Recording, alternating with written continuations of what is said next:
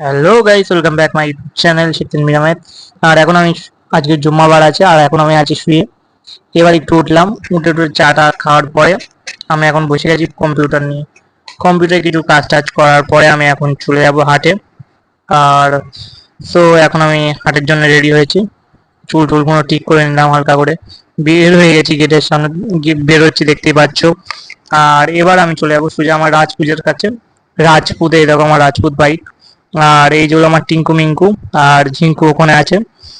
So দেখো দুজনা কি প্রচন্ড ঘুমায় গাইস, তোমাদের কি বলবো। শুধু দেখলো যে মাথা উঁচু করে কে বেরোচ্ছে, ঠিক আছে, তারপর আবার শুয়ে পড়েছে, এত ওরা দুষ্টু। সো আমি বের হয়ে গেছি এখন। আর এখন एक काम कर 200 रुपए दे और হাটে এসে 50 দেখছি रुपए काट শাড়ি ओवर চুল एक्टिंग কাটার के দোকানে গেম খেলছে, আর আমার বন্ধু সিনাম কলার না যাচ্ছে। সো আবার বাড়ি আসার পথে বাড়ি চলে এসে দেখি এরা দুজনে একটা উঠেছে আর চিঙ্কু মিঙ্কু এখনো ঘুমাচ্ছে। ঘরে আসার পর প্রচন্ড গরম হচ্ছিল গাইস, আজকে প্রচন্ড গরম পড়েছে। আর দেখতেই পাচ্ছ আমার অবস্থা। তারপর আজকে জুম্মাবার, জুম্মাবারের জন্য আজকে রেডি হবো। আজকে জুম্মাবার এখন করবো গোসল করে নেওয়ার পরে, আবার নামাজ পড়তে যেতে হবে। নামাজ আজকে মিলাদুন নবী, তারপরে আজকে এই জুম্মাবার মিলাদুন নবী, আজকে আবার আছে টিচারটে। সো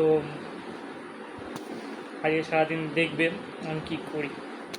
সো গোসল করা হয়ে গেল, এখন গোসল টোসল করে রেডি হয়ে গেছে একদম, একটু পরেই বেরোবো মসজিদের দিকে।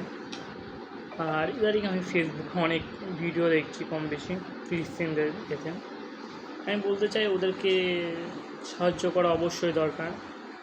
আর আজ কিছুদিন আগে আমি দেখেছি আল আকসা মসজিদের নিচে ইসরায়েলরা ভাঙচুর চালাচ্ছে। বলতে চাই ওদেরকে আটকানোর দরকার, কেননা আমাদের এই মসজিদটা আমাদের পক্ষে অনেক সম্মানীয় একটা মসজিদ, প্রথম কেবলা আমাদের। আর আমাদের প্রথম কেবলাকে তো আমরা এইভাবে নষ্ট হতে দেব না, এটাই বলার ছিল। আর এখন যেহেতু আমি কিছু করতে পারবো না, যদি আমার কিছু করার থাকতো আমি অবশ্যই চেষ্টা করতাম, এটুকু করতে পারি, আল্লাহর কাছে দোয়া করতে পারি ফিলিস্তিনদের জন্যে। আর চলো এবার মসজিদের দিকে যাব। নামাজ পড়ে ডাইরেক্ট বিরিয়ানি খেতে চলে এসেছি। এখন মনাদা দেখো, মনাদা আর আমি বিরিয়ানি টিরিয়ানি খেয়ে ভাই